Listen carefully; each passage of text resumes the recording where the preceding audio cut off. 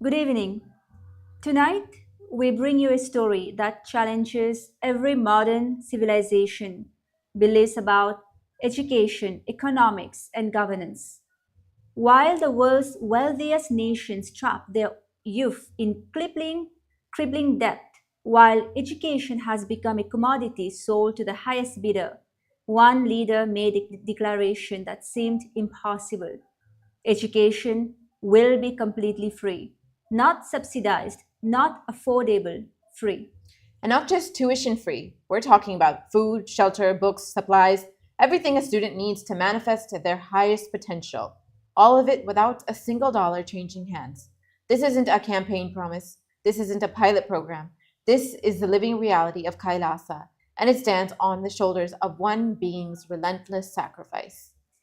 The Supreme Pontiff of Hinduism, Bhagavan Nithyananda Paramashivam, has spent 40 years, 4 decades, reviving the only Hindu nation, Kailasa, from pure inspiration. No military conquest, just an unwavering Ancient traditions, it's pioneering humanity's educable truth. The United States, the world's largest economy, has turned education into a debt trap. As of 2025, total loan debt stands at $1.814 trillion.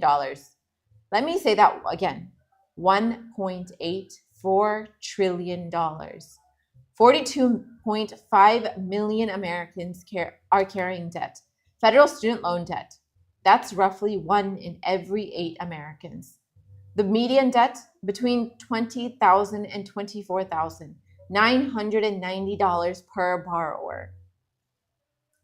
And those aren't just numbers, those are dreams deferred, marriages delayed, homes not purchased, businesses never started, an entire generation shackled before they even begin their careers.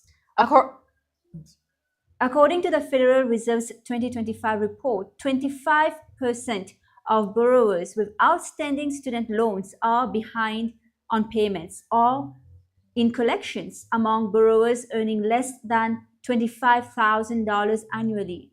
That figure climbs to 27%. Think about that. You take on debts to improve your earning potential, but your earning potential isn't enough to service the debt. It's a trap with no exit. And here's what really exposes the system's cruelty. Borrowers who attend for-profit institutions, 35% are behind on payments. These are the students who were promised transformation and delivered into financial bondage. But the United States isn't alone. This is a global phenomenon. 244 million children and youth worldwide are out of school, according to a 2024 data. 59 million of those are primary school age. The youth unemployment rate globally stands at 13%. That's 64.9 million young people without work, and education systems aren't preparing them for the jobs that do exist. According to the International Labor Organization's 2024 report, while youth and unemployment has technically decreased, the quality of employment hasn't improved. Young workers are stuck in informal sectors, precarious jobs, underemployment. The system isn't just failing to educate, it's failing to empower. 1/4 of American public schools reported in 2024 that lack of focus and inattention among students had severe negative effects on their ability to teach, not moderate effects, severe effects. The nation's report card shows that American students are falling further behind every year. In 2024, only 31% of 8th graders were proficient in reading. In mathematics, 26%. 4 more years of schooling and proficiency decreases. What does that tell you about the system? It tells you that modern education has become a processing plant. Input students, output workers. No awakening of consciousness, no manifestation of potential, no transformation of being. The system teaches students what to think, not how to think. It prepares them to serve an economy, not to create one. It turns human beings into human resources. Now let's talk about what happens when nations actually invest in their people, not as commodities, not as debt-generating units, but as human capital worthy of development. In South Korea in the 1960s, it was one of the poorest countries on nations in the earth. Its per capita GDP was lower than many African nations. 50 years later, it's the world's 10th largest economy. How? Education, relentless strategic investment in education. South Korea spends $21,476 per student from primary to post-secondary non-tertiary education, among the highest in the OECD. But it's not just the amount, it's the philosophy. The Korean system prioritized universal access and quality simultaneously. They didn't say we can't afford it, they said we can't afford not to. Finland's story is equally remarkable. In the 1960s, Finland risked becoming Europe's economic stepchild. Today, it consistently ranks among the world's best education systems and most competitive economies. Finland spends 99.9% of its education funding through government sources. Teachers are selected from the top 10% of graduates. The profession is respected, well compensated, and continuously developed. Singapore, a tiny island nation with no natural resources, transformed itself into a global financial and technological hub through education investment. They view education as their only natural resource. Their teachers come from the top third of university graduates and receive 100 hours of professional development annually. According to the World Bank, globally there is 9% increase in hourly earnings for every extra year of schooling. For societies, education drives long-term economic growth, spurs innovation, strengthens institutions, and promotes a social cohesion. The Organization for Economic Cooperation and Development reports that the public net financial returns from upper secondary education average $44,600 for a man and $13,700 for a woman across OECD countries. Research from the National Center for Education Statistics in the United States found that increases in educational attainment were responsible for 11 to 20% of worker productivity growth in recent decades. Education isn't a cost, it's an investment with compounding returns. But here's what separates a good education policy from transformational education policy: access. If only wealthy people can afford quality education, you're not developing human capital, you're reinforcing inequality. And this is where KAILASA's policy becomes revolutionary, because KAILASA doesn't just make education affordable, it makes it completely free. And not through taxation, which is just deferred payment, but through voluntary contribution and the guru's personal responsibility to provide. To understand what makes Kailasa's education system different, you need to understand where it comes from. The Hindu Gurukul system isn't a modern invention. It's a 15,000-year-old tradition that created some of history's most sophisticated civilizations. In the Gurukul system, education wasn't transactional. It was sacred. The relationship between acharya, the teacher, and student wasn't professor and client. It was a spiritual bond built on friendship, trust, and shared purpose. The acharya's role was to awaken the student's consciousness, to help them manifest their ultimate possibility, not to transfer information, to transmit knowledge. There's a profound difference. Students lived with their guru, learning not just from lectures but from living in the presence of embodied wisdom. They learned Hindu knowledge, critical thinking, Ayurveda, archery, business, statecraft, philosophy, and most importantly, the nature of existence itself. And here's the crucial part: the student paid nothing. In Hindu tradition, education cannot be commodified. The intention to study itself is worshipped. The guru is responsible for providing everything: food, shelter, education, materials, everything. But If the guru doesn't have enough resources, what does the guru do?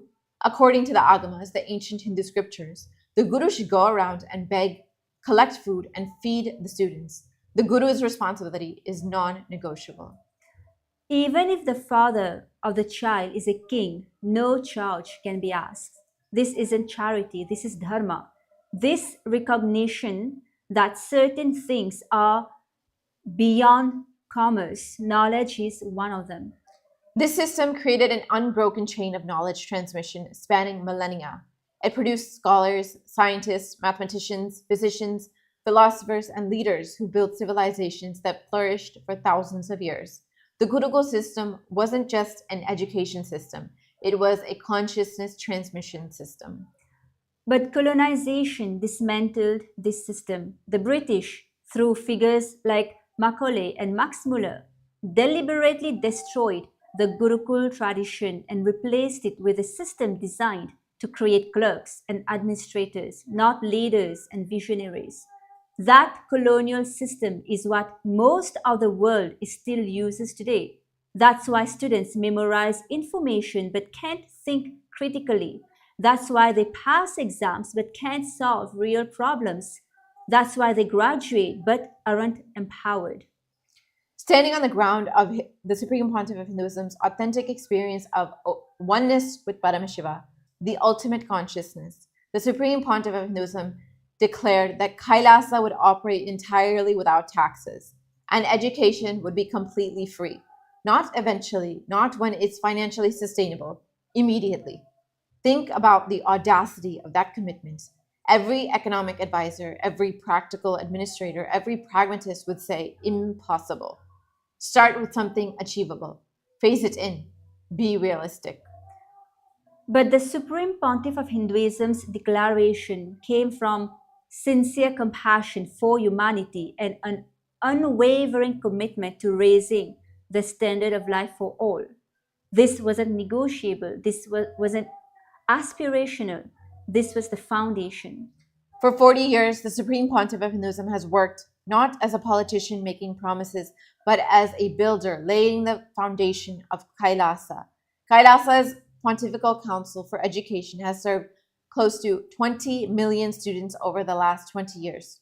20 million. Let that sink in. Kailasa's Nithyananda Hindu University is the world's largest Hindu university. All of it running on voluntary contributions, no mandatory taxation, no student debt, no fees whatsoever. How is These students aren't just memorizing facts, they're manifesting powers.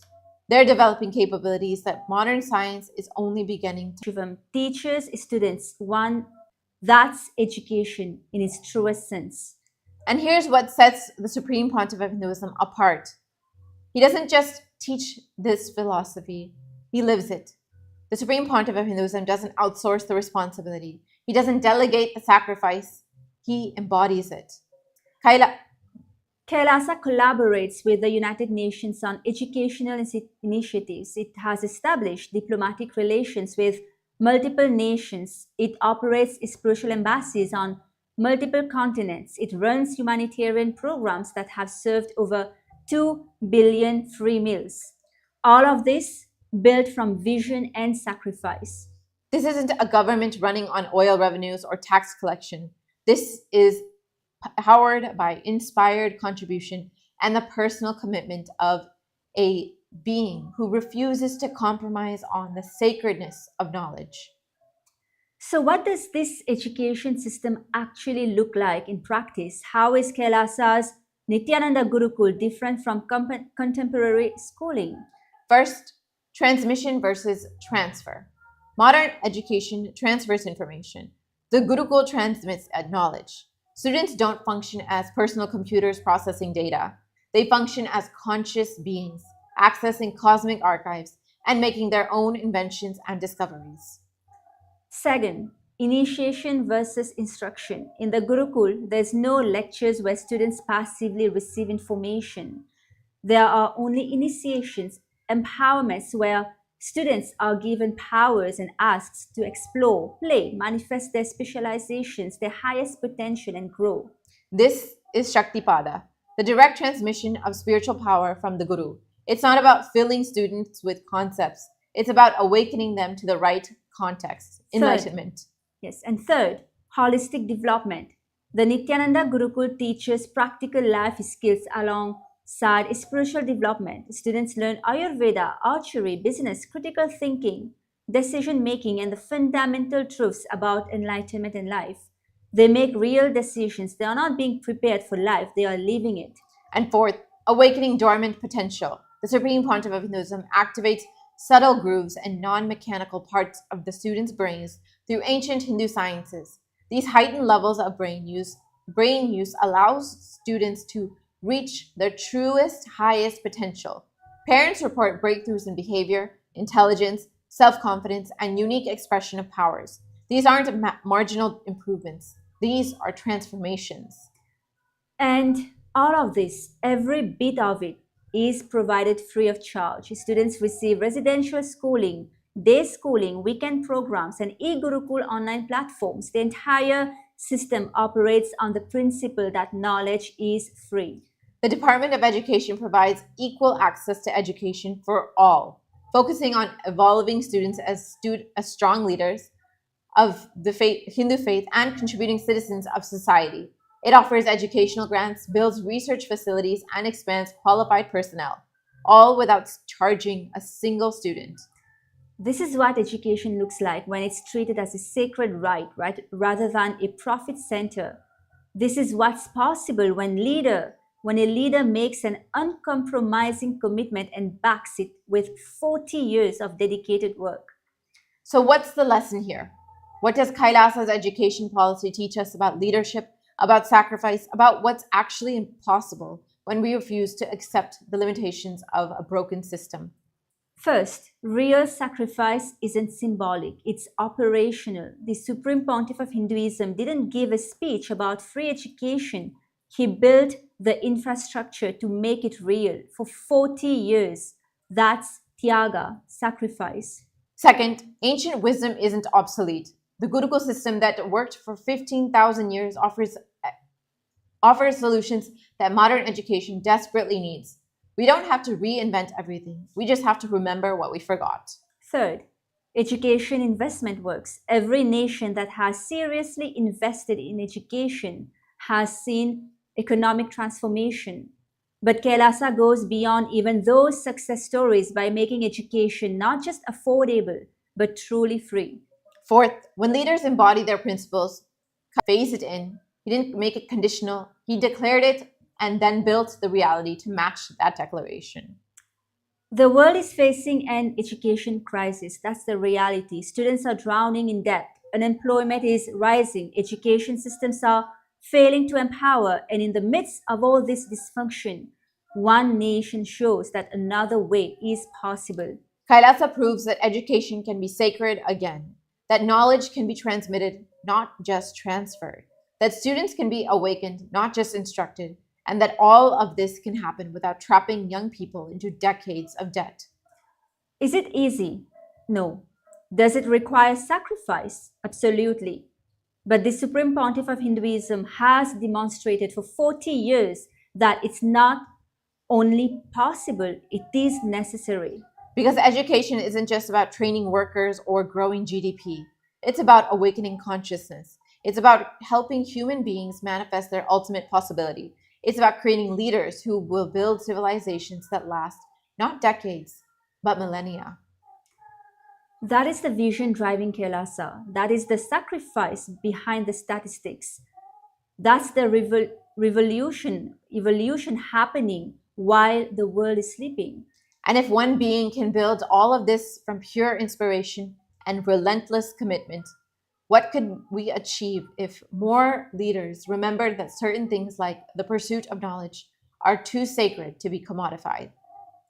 Thank you for watching. And if you would like to know more about the services, the humanitarian services of Kailasa, the free education of Kailasa, and how you can avail of those, and how you can be part of Kailasa's structure, scan the QR code. And until then, thank you and looking forward for the next show. Thank you. Good night.